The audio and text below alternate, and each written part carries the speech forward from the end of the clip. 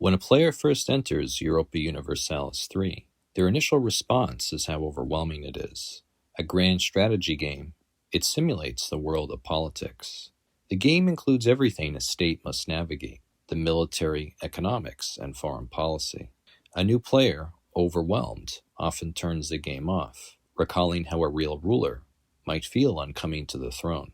In the game, a player takes control of a country and navigates it through the early modern period.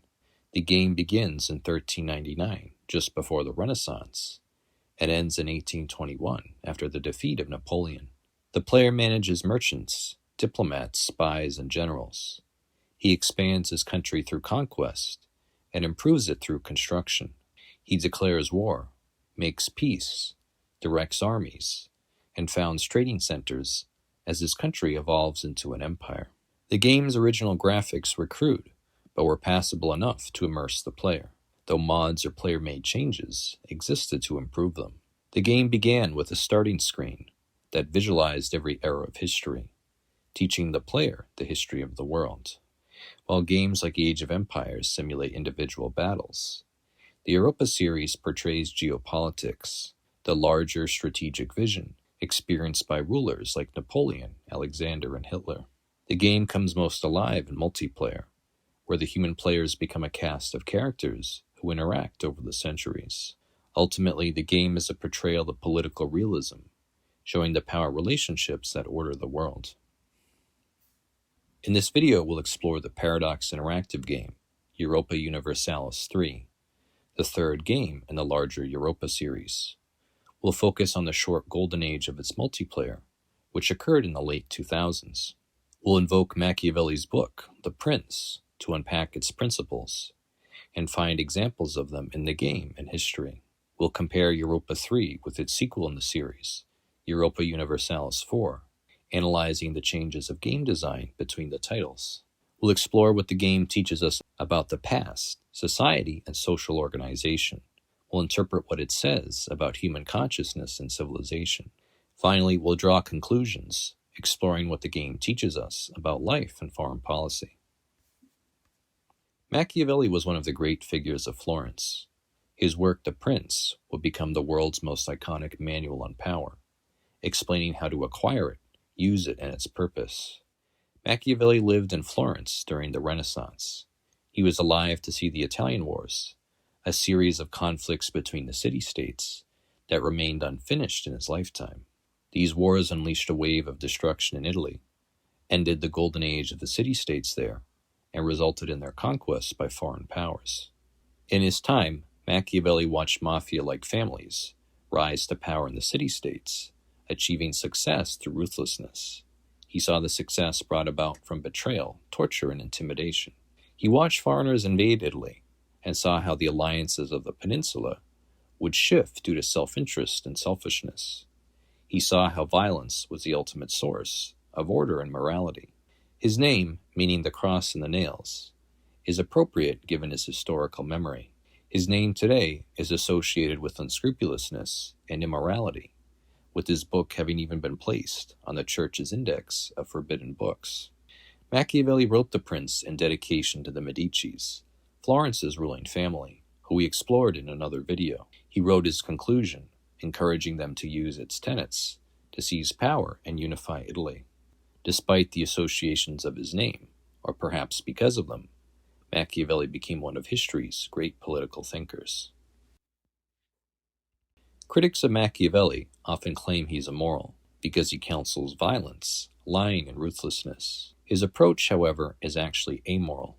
He tries to be an impartial observer of the human condition, focusing on what works and what brings the best results. A central pillar of Machiavelli's philosophy is violence. For Machiavelli, might is the basis of morality, social organization, and relationships between states.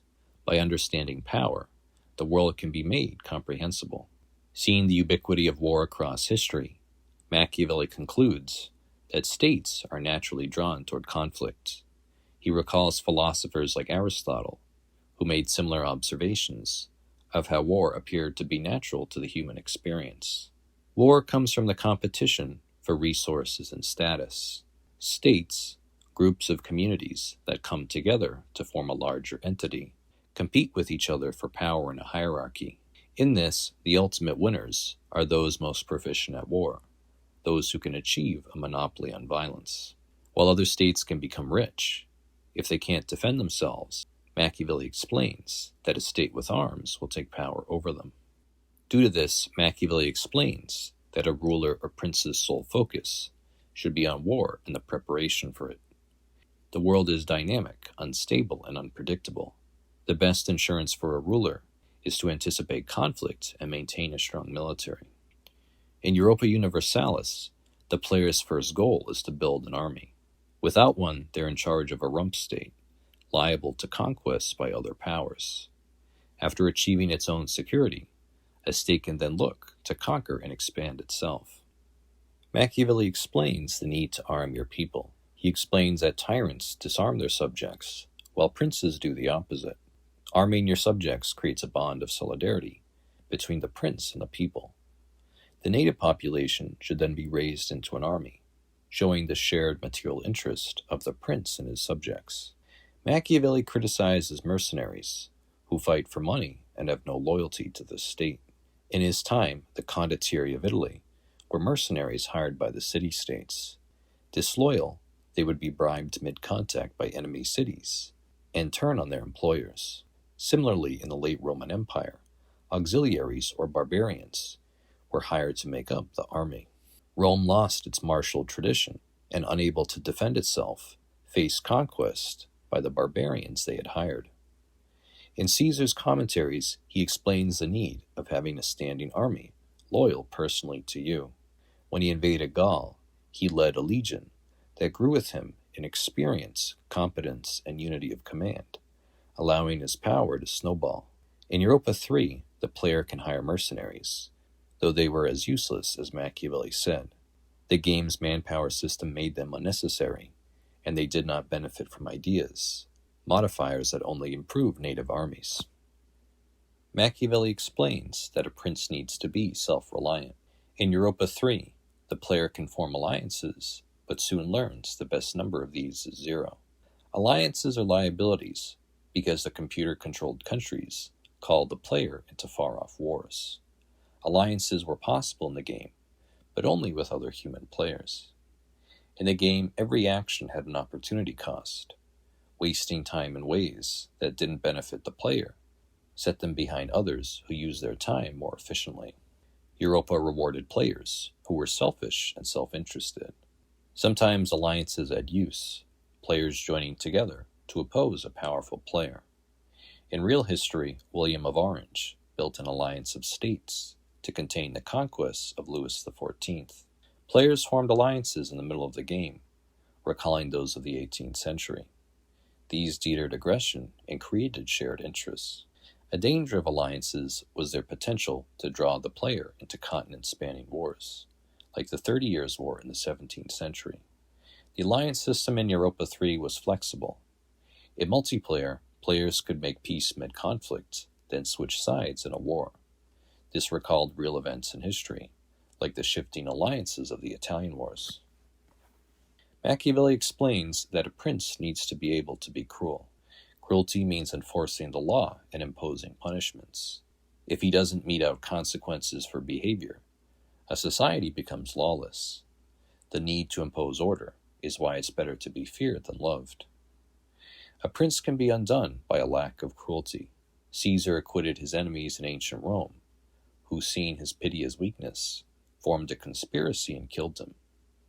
During the reign of Queen Elizabeth in England, her cousin Mary, Queen of Scots, created continual conspiracies against her. A Catholic, Mary conspired to have Elizabeth assassinated and herself placed on the English throne. Elizabeth imprisoned Mary, and trying to avoid dishonor, didn't execute her. Seeing her humanity as weakness, however, Mary continued conspiring, eventually leading to Elizabeth executing her. In The Prince, Machiavelli explains how to make peace after a war. Due to human nature, an enemy will want revenge if you injure him. Thus, the two ways to make peace are to caress your enemy or crush him. A caressed enemy is not humiliated by the victor. Nothing is materially taken from them. In this situation, there is no need for revenge. Meanwhile, if your enemy is crushed, even if they have a desire for revenge, they won't be able to act on it. After World War I, the Treaty of Versailles, the Allies signed with Germany, satisfied neither. The treaty blamed the Germans for the war and imposed harsh punishments, but didn't prevent the Germans from rebuilding in power. The British saw the anger of the Germans and tried to pacify them with concessions in Austria and the Sudetenland, but by this point the Germans had already elected Hitler. In Europa III, the player has to keep these ideas in mind. Taking a core territory of an enemy can turn them into a permanent rival. Remembering human nature helps the player diplomatically. In The Prince, Machiavelli criticizes virtue, explaining that it imposes limits on action. Virtue prevents cruelty, which is necessary to be an effective leader. Here, Machiavelli inverts the teachings of the ancient Greeks, Plato and Aristotle, by saying that the appearance of virtue is more important than being virtuous itself. Machiavelli explains that in politics, a ruler should be dishonest if it benefits him. Before World War II, Hitler told the Allies he was only interested in ethnic self-determination. This led them to accept his annexations of German-majority Austria and Sudetenland. Hitler's ultimate aim was conquest, but his dishonesty let him acquire territory without war. In ancient Greece, Alexander the Great's father, Philip, wanted to conquer the city of Amphipolis, a former colony of Athens on the Aegean Sea. It controlled a large silver mine, which Philip needed to maintain his army. As Philip besieged the city, the Athenians came to negotiate with him. They explained they would help Amphipolis if he tried to conquer it. Philip explained he was going to take the city for Athens, that once it was captured, he would hand it over to them. The Athenians accepted this and didn't intervene in the war. However, on conquering it, Philip kept the city for himself and broke his word. Machiavelli explains that a prince needs to be a fox and a lion. A fox knows how to use craft and guile, and a lion force and violence. A lion is steadfast, while a fox is flexible. In history, Alexander the Great is the best example of a lion.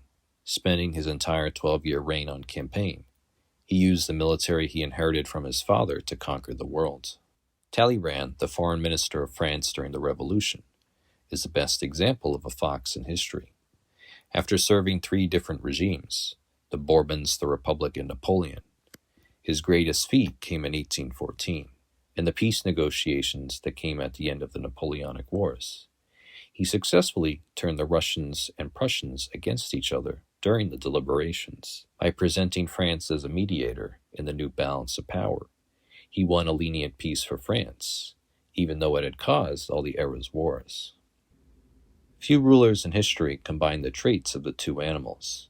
Otto von Bismarck, Chancellor of Prussia during the Victorian era, is one example. As Chancellor, he feigned weakness, luring Austria and France into attacking Prussia.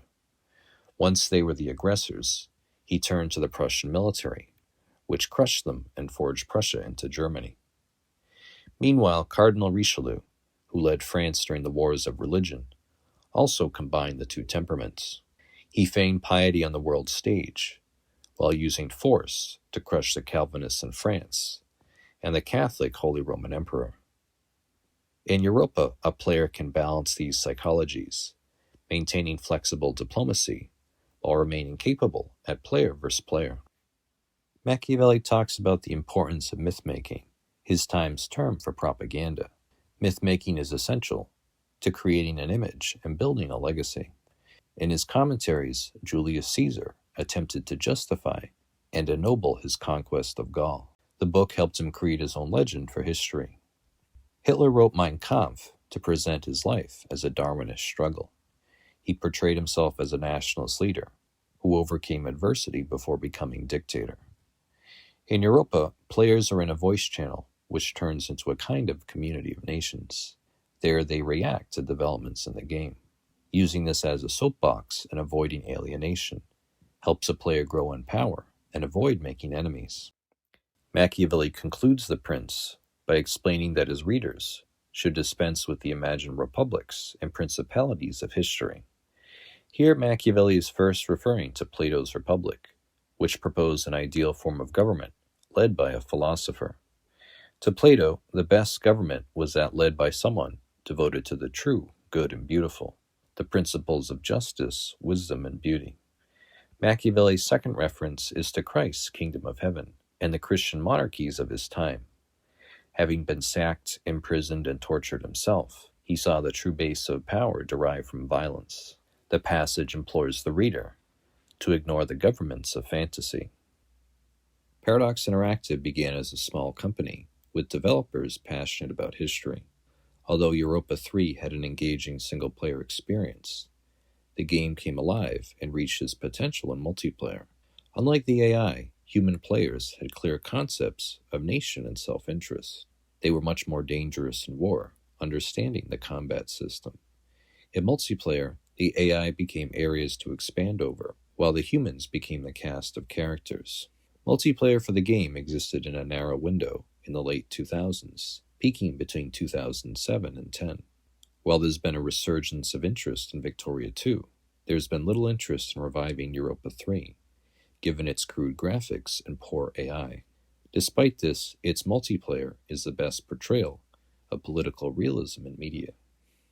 Multiplayer required signing up for the Paradox forum, then posting on its multiplayer board.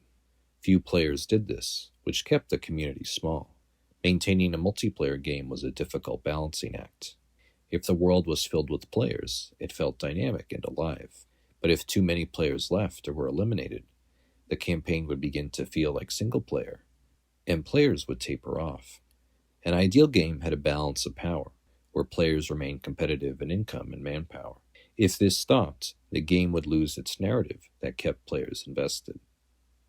Players' personalities appeared in their countries, making the game feel unique.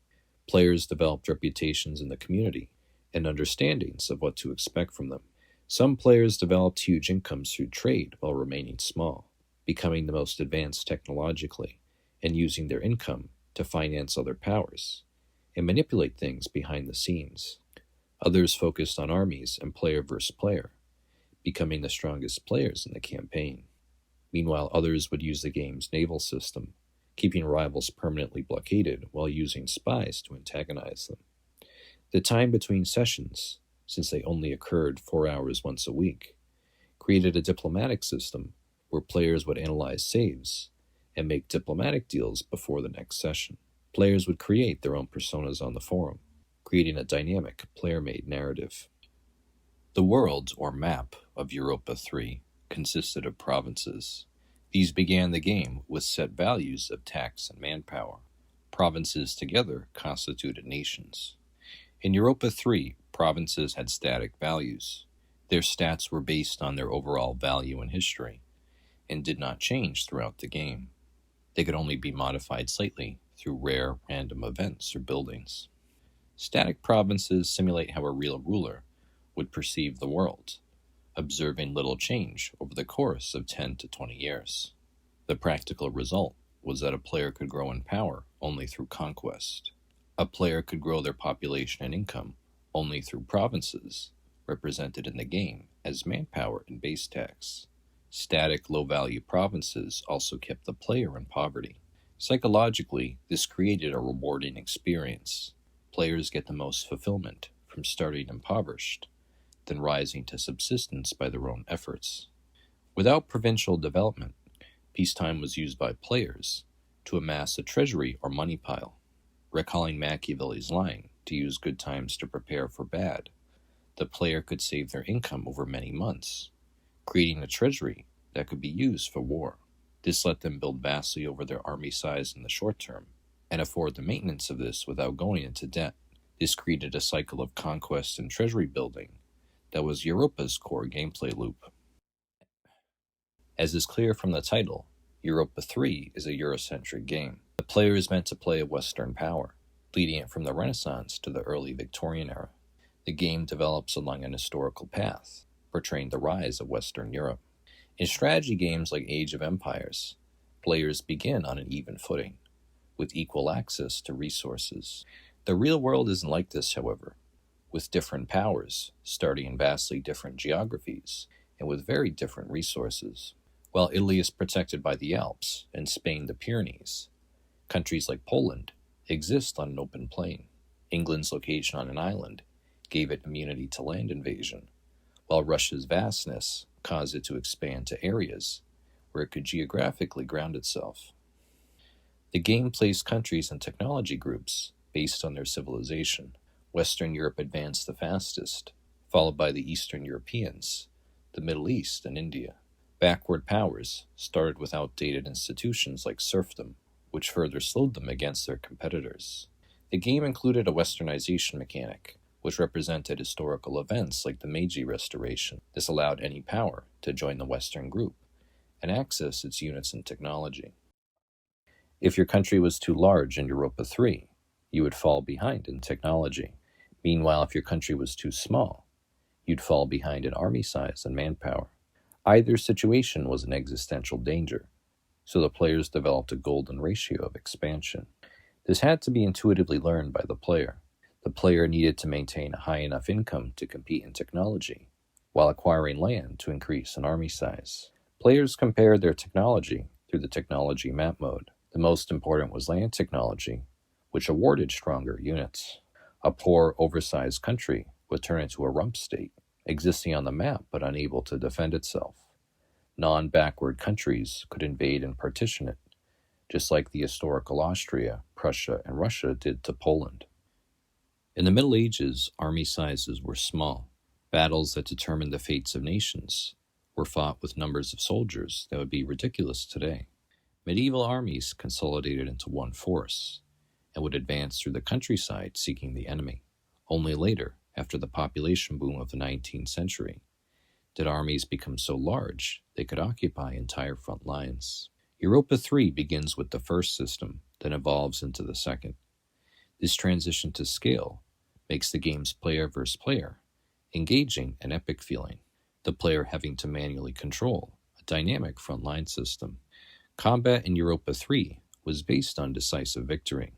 The goal was to annihilate or wipe the enemy army, leaving his country defenseless. You would then occupy his country with so-called carpet sieging, preventing new units from being made, and then forcibly imposing a peace treaty. In real history, like Carthage did to Rome after the Battle of Cannae, a defeated army should expect to be slaughtered. Simulated in the game, combat in Europa III was decisive and impactful. Provinces had supply limits, limiting the amount of units that could stand in them. Overstacking caused attrition, forcing the player to spread their armies out carefully. At the same time, they needed to keep their armies close, as isolated armies could be annihilated, like the Byzantines after they split their army in half at Manzikert.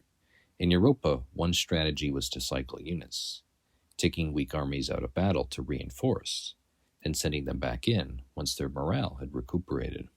Generals were crucial, especially those high in shock attribute, as these were most able to wipe out defeated enemies, recalling the significance of historical leaders on the battlefield like Gustavus Adolphus or Eugene of Savoy. The taxes, production, and trade of a player created their income. Each month, this income was invested in technology, or minted directly into the treasury, though the latter caused inflation. The largest source of income in Europa III was from trade. The player had an annual income of merchants, who he could send to markets or trade centers, representing the bartering of goods. Merchants brought their profits back to the player as income. The more markets the player was in, the richer they became, until their income eclipsed that of non-traders. Most countries began as mercantilist, which only allowed them to trade in their own country. A few states started with free trade, giving them an early advantage. The player would first gain access to all the markets of Europe by the end of the Renaissance. As knowledge of the world expanded through exploration, he would trade in America, Africa, and Asia. He could found colonies that would give him range to trade in India and China. The game had a system to automate trade, which became necessary as the player's empire grew larger. Mercantilism was viable only in very large empires that could sustain a monopoly on their market. This required manual maintenance, however, thus whether by accident or design, the player was meant to be a free trader. Provinces in Europa III could be improved by building centers of trade, which increased their tax value. Only one could be built per region, however, usually in the capital city or a metropolis. The player could construct buildings to develop their provinces. The most important was the workshop, which added one base tax, and the manufactory, which added 6. Armories could be built to add manpower, but as we mentioned, the game's provinces remain mostly static throughout the game. A rural mountain province in France could be developed, but it would never be able to exceed the value of Paris. If under duress, the player could turn to money lending, which developed in Europe in the game's time period. Historically, monarchs turned to families like the Medici when they needed financing. Because wars were one-time events that could create irreversible situations, taking on debt was worth doing. Interest was high, and loans were not amortizing, requiring a large payment after 5 years. Getting out of debt required extreme thrift or inflation. Like Spain defaulted several times during the Italian Wars. In Europa, players would go bankrupt after major player-versus-player wars to recover their economies. A mechanic in Europa III that limited player expansion was Infamy. Taking land damaged the player's reputation, harming his relations with other powers. Infamy represented a country disrupting the balance of power. If a state rose too quickly and ignored the sovereignty of other powers, countries would unite to contain them, similar to the coalitions that formed to stop Napoleon. Thus, the player was intended to expand only a few provinces at a time. Infamy harmed the player's ability to trade. An infamous player could only trade in their home markets, not abroad. Because trade was such a core part of player economies, the income of an infamous player would collapse. Conquest was finally slowed by the coring system. New provinces began as non-cores, not fully integrated into their home country. After 50 years, they would become cores and provide their full economic value. Too many non-cores penalized the player and caused them to fall behind. Many of the mechanics of Europa Universalis III were changed in its sequel. The game's biggest change was adding something called monarch points. These predetermined stats of the player's ruler took the place of his actions in determining his skill. Technology was removed from an investment and turned over to the monarch point system, which the player had no control over. The game added a routing system, where instead of being wiped, defeated armies became immortal and retreated back to a place of safety. The game added forts, limiting the mobility of armies. The player was limited to only hiring one of each type of advisor, limiting their utility. The diplomatic system became more predictable, but lost its dynamism, as players could no longer change sides in the middle of a war. The trading system was changed into forced mercantilism. Instead of sending merchants to foreign markets, all provinces had their goods placed into predetermined trade nodes. These doomed some powers like Scotland to permanent poverty. Europa IV added a province development system, removing the static provinces of its predecessor. Provinces could develop massively, and a province in southern France could become larger than Constantinople. This dramatically changed the nature of the game. Europa III required expansion to grow in power, but now development would rise in peacetime. Development also caused provinces to increase in infamy cost, slowing countries to conquer only a few provinces at a time. In Europa III, a player could lose their entire state in one war. Players could truce break to crush an enemy who had no army. Europa IV added harsh new infamy punishments, forcing players to follow truces. Europa IV added an institution system, representing innovations like the Renaissance. These would appear in provinces and spread throughout the world. However, the world was too egalitarian, creating a bland, unrealistic, two-equal world. Ideas, which were chosen one at a time in Europa III to improve your country, were replaced with an idea group system that limited customization. Europa III used sliders to represent each country's internal dynamic, but this was removed and passed on to new mechanics like the estate system. Finally, disbanding units no longer return manpower back to the manpower pool, breaking the illusion it represented a generation of people. With manpower slower to regenerate, the player was forced to use mercenaries. Collectively, these changes made Europa IV into a less realistic or dynamic simulation of politics.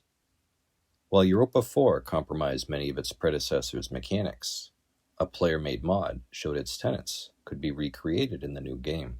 Imperium Universalis was a complete transformation of Europa IV into a simulation of antiquity. Its time period included Cyrus the Great, Athens and Sparta, Philip and Alexander, and the Roman Empire. It altered several mechanics to make it a more dynamic political simulation. Though Imperium used monarch points, it lowered the default income of these, as well as the baseline skills of monarchs. Monarch points could not be used for development, and had little purpose outside of technology.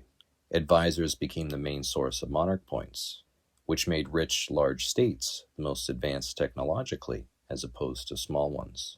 Imperium recreated the static province system of Europa III. This forced the player to expand to grow in power, recreating the gameplay loop of the older game. Provinces in Imperium did improve, but they did so on their own through the game's population system. This occurred very slowly, and buildings gave no short-term bonus, but instead impacted population growth in the long term. The player was kept in poverty for most of the game, and unable to afford buildings or advisors, felt fulfillment when they were able to achieve these things. In Imperium, provinces could also be sacked and destroyed, and populations enslaved, creating a remedy for the runaway development of Europa IV. Imperium used the game's institution system, but adapted it in an elegant way. Institutions spread agonizingly slowly, resulting in vast gaps in technology between different regions. Imperium showed that the design of Europa IV could be changed to match that of its predecessor. The mod showed how small changes add up to create a game that better portrays political realism. As a whole, Europa Universalis gives the player a vision of the world and history. It shows the reality of civilizations, how countries group themselves based on identity and religion. The game shows how civilizations evolve, socially, morally, and intellectually, and how they come into conflict with each other. The game shows the ubiquity of religion, how human beings have an intrinsic sense of the sacred, and want to devote themselves to the highest principle. The game shows how different value systems produce different outcomes, like the remarkable rise of the Netherlands. The game shows the power of social movements like the Renaissance, as well as the significance of individual figures like Frederick the Great. The game shows the reality of alternate history, how removing a figure or event can radically alter the future. One of the central insights of Europa Universalis is the end of empire. Figures like Attila the Hun and Genghis Khan disrupt us in understanding empire conceptually. Empires formed through plunder, or maintained by endless expansion, break and unravel, while states with a demographic and administrative focus weather external stressors better. The most resilient empires of history achieve states of hegemony. Hegemony is a benign form of empire, one where a state, which has become overwhelmingly powerful, coexists with other powers rather than try to conquer them. This creates a stable diplomatic system, which encourages trade and development, and radiates the influence of the central empire outward through soft power. In hegemony, the smaller states become de facto satellites of the empire, but retain their self-government. As co-equal partners in an imperial system, their treatment gradually integrates them with the hegemon. Hegemony is sustainable because it avoids tyranny over other states. By not abusing weaker powers, the hegemon avoids provoking animosity. The United States today is an example of a hegemonic empire, a topic we explored in detail in another video. Like Athens' Delian League of Antiquity, the Americans lead an alliance of co-equal powers, who share similar values, governments, and economies. The Macedon of Philip and Alexander is another example of a hegemonic empire. Had Alexander lived and Macedon evolved into a hereditary monarchy, it would have been a more centralized, demographically stable version of the Roman Empire. With greater geographic unity, it would have been harder to fragment than Rome's Mediterranean Empire. Before Alexander, Philip had created the League of Corinth to unite the city-states with Macedon. Similar to the Delian League or modern NATO, each city retained its independence, but entered into an alliance solely with Macedon.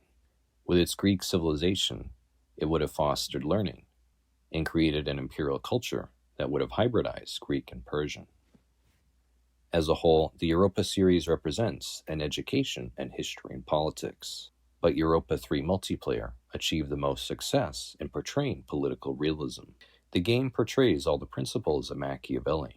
It affirms his teachings about violence, self-reliance, cruelty, and human nature. It affirms that might is the underlying basis of morality and social organization. It shows that two psychologies, the fox and lion appear in history, and if combined, create the most effective leaders. It shows the importance of arming your people and relying on them alone, creating a sense of solidarity between the ruler and ruled. It shows the power of standing armies, how they grow in loyalty, experience, and unity of command, allowing a prince's power to snowball. It shows the value of dishonesty, deceiving others to achieve political goals. It shows the importance of myth-making, creating propaganda to build one's own mythology. The game shows the ubiquity of religion, showing the universal sense man has for the sacred. It shows the division of states into civilizations, which share similar values and courses of development. The game shows the dynamism of the world, how small changes can radically affect the future.